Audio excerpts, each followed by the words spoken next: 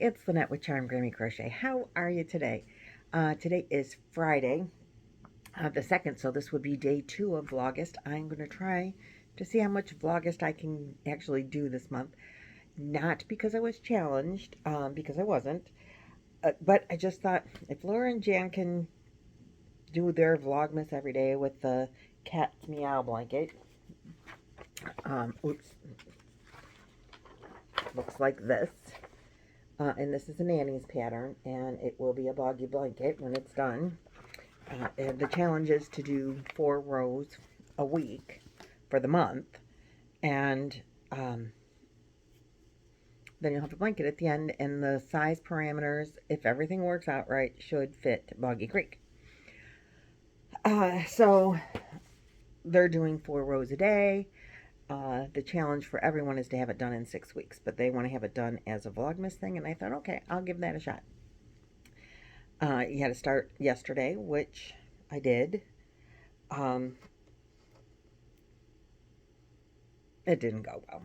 I did get 4 rows done. They're not perfect.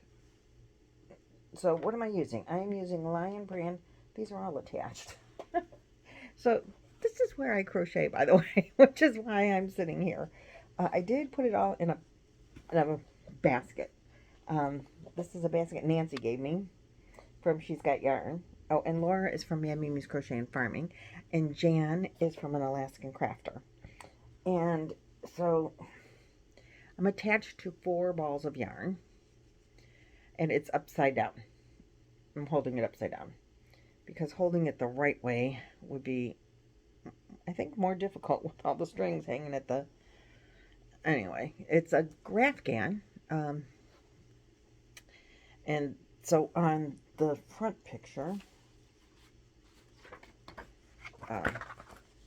so we're starting at this side because I'm holding it, I think.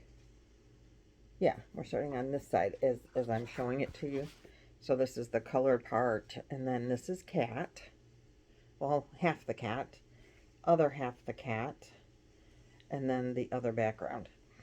And the cat has a, mirror image right down the center.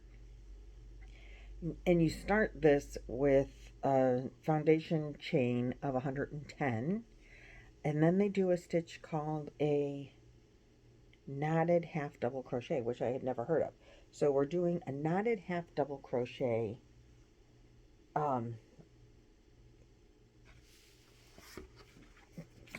foundation chain. I lost my train of thought there for a second. The graph is so small, by the way. I actually have, and I'm gonna put like the look at this graph, you guys. Like, I wear bifocals, I wear progressives. Like, seriously, you need a magnifying glass. If you're above 22, I think you need a magnifying glass. And I'm gonna put a ruler in there, because the boxes are so tiny, and we're going across back and forth, back and forth. So at the end, you have to turn and go the other way and turn and go the other way. And I'm going to get confused as to where I'm starting with the strings being all over the place. Which end are you, and there's a special end to the half double crochet row. I thought I was doing it right, but I don't think so, because every other row I'm a stitch off. And I can't find where the stitch is off. So it has to be in where I'm ending. But my side is like straight. I don't know. But I can make an adjustment. And I'm going to do the best I can. I'm not going to frog it. I would have frogged it 4 or 5 times by now on 3 rows. I did do a swatch like the pattern says. I am using, they call for a 4-weight yarn, but the yarn is a thin 4-weight that they use. I am using ice cream yarn, which is the variegated, and I don't know the color because I don't have the ball band over here. But I have 6 of these in this color, so we might see a lot of Boggy blankets made out of this year. Because I think 1 will do it. I thought I would have to double them, but I'm actually doing it without having to double the yarn. And then this is Lion Brand Pound of Love, and that's like a thin 4, so they're not too bad off. It's a little thicker where the gray is, but if I doubled this, it would be just as much thicker than the gray is to this. You know, the comparison would be just reversed. And the blanket will be warmer if I used, doubled this up. It would be then more strands hanging off of it. Not liking that idea. And these kids are in Florida, so, probably don't need an extremely warm blanket most of the time.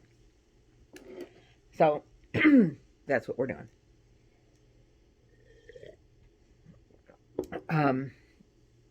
And that's where I am. That's it, short and sweet. I did not work on my granny squares yesterday. I wanted to. I thought, I'll whip out these 4 rows. Doing the half double knotted foundation chain was time consuming with the 3-weight yarn. Once I got the foundation chain done, it was pretty quick considering that I'm counting every 10 stitches and putting the stitch marker in so that I can keep track of, make sure I'm not in the wrong spot for color changes and stuff like that. I felt it's better to keep the stitch markers every 10 stitches. And I did the foundation chain correctly the first time. I did frog after a little swatch and made a mistake. But I was trying to talk and count and change colors in the foundation all at the same time. That wasn't going so well for me. So I had to tell them, quit talking. No, because I was in Zoom. We were all in Zoom. And they could talk. I just couldn't talk. I could listen and count. I can't talk and count anymore at the same time. The multifunctioning thing. I used to be able to function and do like 8 things at a time, like I was an octopus, and now I'm back like to 2 arms. I have 2 arms. I can do maybe 2 things at a time. I guess that happens with age, but that's okay. Because I am getting older and now I'm retired and I lived that long, so yay. Excuse me. You're the first people I've talked to all day, so my voice is a little rough still. And it's like 11:30. I haven't had no conversations with anyone. Not even myself, actually. So there's that. So if you're doing this, be patient with yourself, because once you get it started, it really goes way quicker. But I thought I'll get those 4 done, and then I'm going to sit down with some graph paper and try to figure out the way I want to lay out the squares, the 64 squares on the other blanket that I have ready to go, ready to sew up. By the time it took me a long time to get the 110 foundation chains together, right and even and looking decent, and the color changes in the right spot. And because every time and Roy, my wonderful husband, I have to give him a shout out, he balled up all the yarn for me. Both of those I had the big cakes. Both of them were big balls like this, like 1 pound size. And he wound them up on the ball winder for me. So I was so grateful for that. But every now and then there would be a knot, and he's not very good at getting knots out. He doesn't have the patience for that. I don't blame him. I've always been more patient than he is, but he doesn't have any fingernails either. With his job, he never keeps a fingernail. And so it's hard to, particularly on the thinner yarns, it's hard to get the, knots out. So I would stop to fix, help fix him. And then I would be like, where am I at in this stitch? I can do the, foundation chain stitches. It's not really all that hard, but I have to talk myself through it so I don't get lost as to where I'm at in the stitch. And if I stop, I have to pull out a stitch or 2 and then go back and do it again. Get myself on a roll, and I'm like, okay, yarn over, chain 1, yarn over, half double crochet, yarn over, chain 1. I have to tell myself where I'm at, the whole 110 stitches. And if I stop, then I'm like, oh, where was I? Was I at the chain 1 part, or was I at the and generally you don't stop at the in the middle of the stitch, but if I don't pull out a few and then go back in, the stitches don't look right. So I always think that I'm doing something else. You know, I started in the wrong part of the stitch. Okay, that's a bunch of nothing. But if you guys feel that way too, you're not alone. So we are going to the camper. Just on a personal note, I am taking my basket because I'm going to do my 4 rows. Hopefully I can get 4 rows of this done in the car. I think I can. And then I can work on the granny squares and map them out. That's the plan.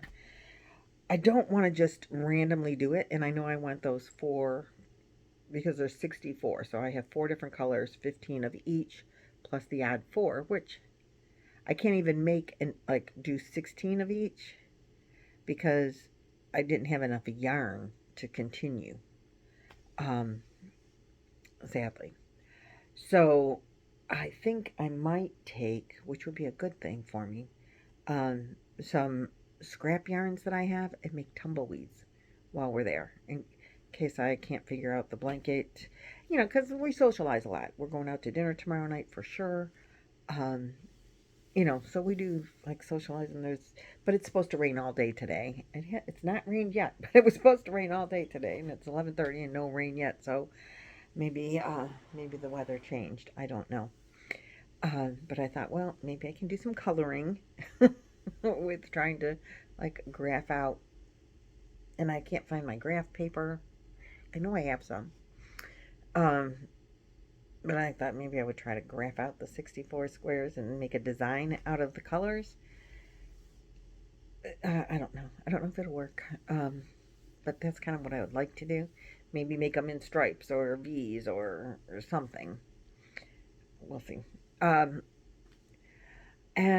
I know there's a stittlefish. Maybe I could even get it into that, like 4 colors, 5. I don't know. So that's what I have planned. And then, like I said, I might take some scrap yarn because I can easily, I know I can easily chat and wind yarn around my hand and make some tumbleweeds out of this whole bunch of scrap yarn I have over there. So I think I'm going to gather that up. This is going to be it for VLOGUST today. Just a little bit done, but 4 rows for sure. Oh, wait. Yeah, 1, 2, 3, 4. Yeah. The first row isn't the knotted. It's just a regular. So it looked a little different. And I thought, oh God, did I count wrong? How can I count a whole row wrong on 4 rows? That would be bad. But no, it's good. There was a lot of it was Lynn, man, she just pumped that sucker right out. Laura and I are like, what? Are you kidding? But it's done now. It's ready. It's good to go. And I will see you guys hopefully tomorrow in another short video. Maybe with less gabbing. And hopefully more to show you on crochet. I will talk to you tomorrow. Enjoy your day. Happy VLOGUST.